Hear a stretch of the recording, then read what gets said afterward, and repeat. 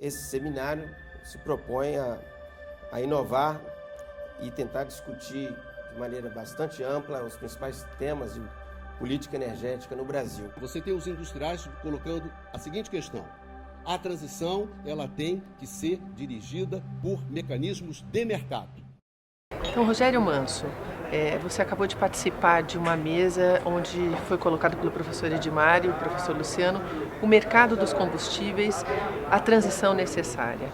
Eu queria que você falasse da importância, né, de uma mesa como essa no Seminário GE, onde esse tipo de assunto do setor energético do Brasil é discutido com tanta naturalidade, né, com tanta abertura, sem nenhum apoio em nenhum dos lados aí da indústria. Olha, eu acho que é um debate bastante oportuno. O Brasil está num momento de transição, está dando um grande salto aí com investimentos, de centenas de milhões de dólares na indústria de petróleo. Isso traz em si, junto com o próprio crescimento do país, um desafio que não fica restrito à parte do upstream, à parte de exploração e produção, e na verdade ele permeia, em termos principalmente de oportunidades, toda a cadeia de combustíveis que vai até o consumidor final.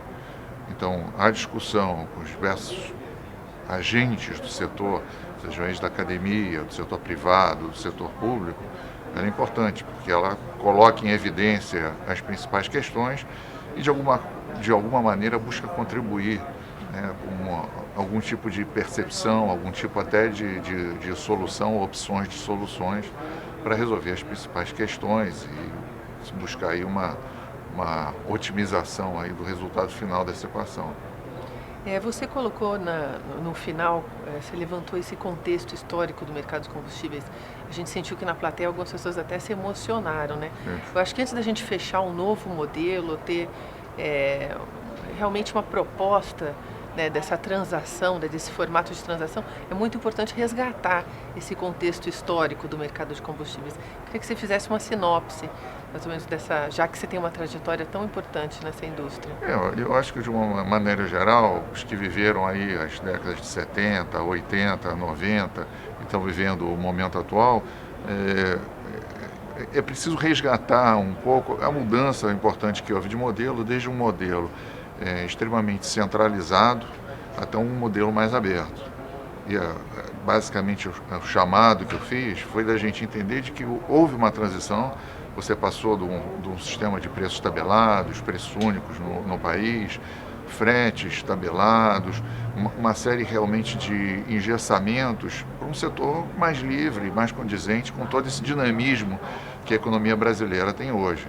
Então é importante que a gente perceba isso para poder conceber soluções que, ao invés de estarem ancorados nessa história aí tradicional, estejam pensando o seguinte: não, houve uma mudança. Você hoje tem agentes, como é, por exemplo, o caso da Petrobras, que são agentes que são responsáveis, têm maior responsabilidade para definir o seu futuro e aí precisam, vamos dizer assim, ter a capacidade de exercer plenamente todas, vamos dizer assim, as dimensões dessas obrigações. As obrigações de investimento, as obrigações de ter preços alinhados com o mercado e assim por diante. Se você tivesse que vislumbrar esse mercado daqui a 30 anos, você consegue ter uma visão do mercado de combustíveis daqui a 30 anos? Como é que ele estaria no Brasil? Sem dúvida nenhuma. Eu acho que você, em 30 anos, vai ter transições importantes. Você vai passar para sistemas mais eficientes de transporte. Eu acho que dentro do horizonte de 30 anos, certamente você tem um papel muito maior dos veículos elétricos, quando a gente fala da parte de transporte.